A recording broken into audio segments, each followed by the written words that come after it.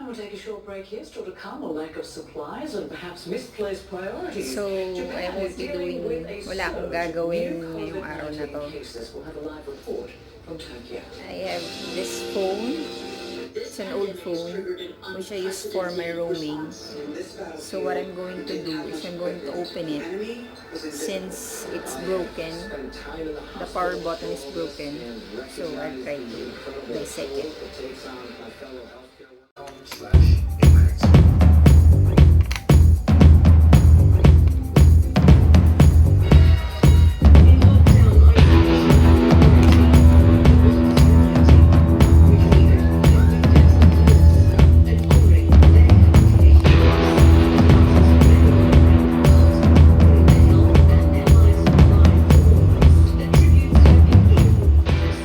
Hopefully, I managed to fix the power button. Oh my, it's hard.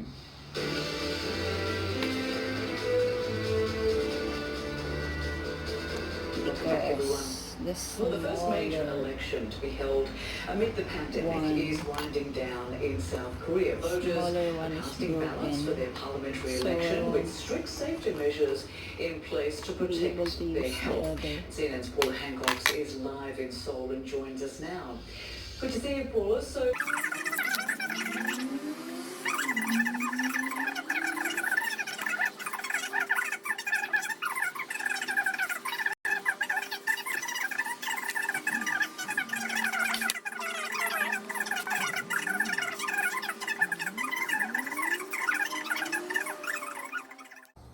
So, ayun na nga.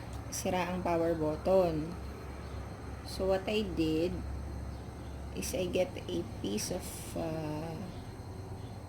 like a cardboard, a small one, and then I cut it into a little square, rectangle. Cut it like this. Super small. So, this is the one that I'll be putting. This one. And I'll be inserting that in here. Which is, if you can see, I have already put one. So, since it's already broken, the power button is broken, I put a Loctite. Because it's this one, the power button is falling off. So I put a Loctite so that it will go, or kakabit siya dun sa power button. So I don't know if this is gonna work. Sana hindi nag-ano dun sa sides. Para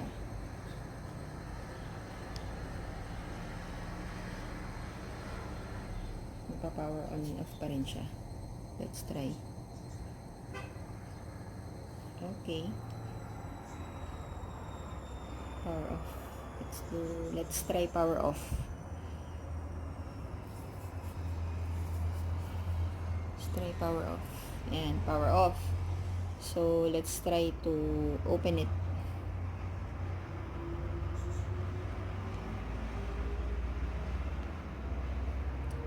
Medyo hirap lang i-push yung power button kasi dahil sa Loctite. But I fixed it.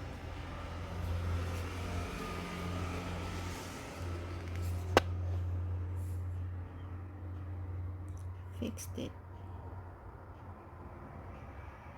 See? Fixed it. So now what we are going to do is we're going to put back all of the screw.